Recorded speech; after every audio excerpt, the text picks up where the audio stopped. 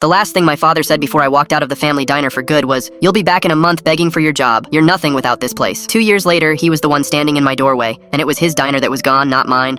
I grew up as the family's unpaid employee. My 2 older siblings were the golden ones, my sister the pretty one, my brother the smart one headed for big things. And I was the one who existed to keep the family diner running. From the time I was 12, I worked the line before school and closed it after. No pay. Room and board is your pay, my father would say. You're lucky we keep you. Meanwhile, my brother got a car, my sister got her college paid, and I got a cot in the storeroom and a daily reminder that I'd never amount to anything on my own. The thing is, while they mocked me, I was the only one actually learning. My father drank more than he cooked by then, so I learned the recipes. My mother couldn't be bothered with the books, so I taught myself the accounting. I knew every supplier, every regular's order, the exact hour the lunch rush hit. I ran that diner from the inside while everyone above me took the credit and told me I was replaceable. The night I turned 18, I asked my father, respectfully one time, to start paying me a real wage, now that it was legal, now that I basically ran the place. He laughed in my face. Pay you? You should be paying me for the privilege of learning from me. You're nothing without this family. Nothing. My brother chimed in from the counter. Bro, just accept it. You're a diner guy. That's your ceiling. My sister didn't even look up, so I stopped asking. I gave 2 weeks notice like a real employee, which they found hilarious. And on my last shift, my father delivered his line about me crawling back in a month. I didn't crawl anywhere. Here's what they never understood. I hadn't just learned the diner. I'd learned what made it work, and, more importantly, what my father was slowly killing it with. The skipped supplier payments, the regulars he'd driven off, the health code corners he cut. For 6 years, I'd quietly kept a notebook. Not out of spite, just because someone had to know how the place actually ran. When I left, all of that walked out the door with me, and none of them could read a single page of it. I took the little I'd saved and got a job at a diner 2 towns over. A paid one, for the first time in my life. Within a year, the owner, an older woman with no kids to leave it to,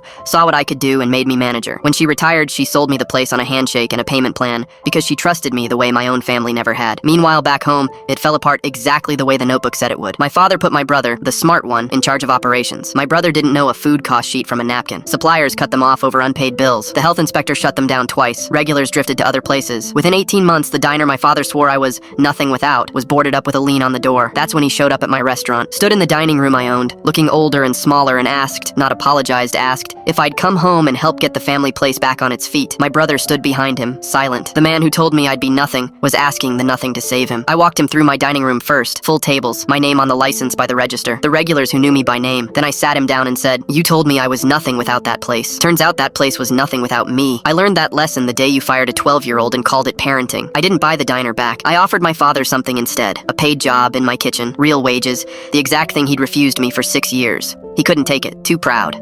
My brother did, though. He works my line now, and he's finally learning the thing he always mocked me for knowing. My sister sends her kids to eat at my place on Sundays. She tells them their uncle built all this himself. She's not wrong. So tell me, was I cold for not rescuing the family business that raised me? Or did my father write that ending himself the day he decided the child who ran his kitchen was worth less than the ones who never set foot in it?